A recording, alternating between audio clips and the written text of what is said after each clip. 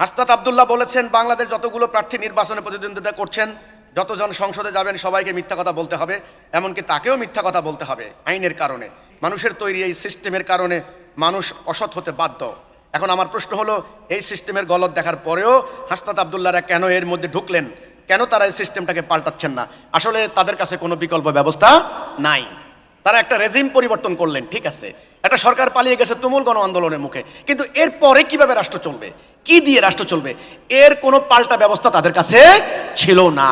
ঠিক 71 সালে যুদ্ধ হওয়ার পরে, যুদ্ধ হয়ে গেল, আপামর জনগণ যুদ্ধ করে দেশ স্বাধীন করলেন। কৃষক শ্রমিক জনতা মাথায় গামছা বেঁধে, কোমরে গামছা বেঁধে তারা খেয়ে না খেয়ে যুদ্ধ করে পাকিস্তানকে তাড়িয়ে দিল। ভালো কথা। নতুন রাষ্ট্র চলবে কি করে? নতুন ব্যবস্থা বন্দোবস্ত ছিল না, না থাকার কারণে 54 বছর পর আজকে বলতে বাধ্য হয়েছে ওই ব্যবস্থা ভুল ছিল। এই জন্যই চলমান ব্যবস্থাকে প্রত্যাখ্যান করে আল্লাহর দেওয়া জীবন ব্যবস্থা প্র্যাকটিস করার জন্য আমরা তাদেরকে বলছি। তা না হলে বিপ্লব আরো হবে, শান্তি হবে না।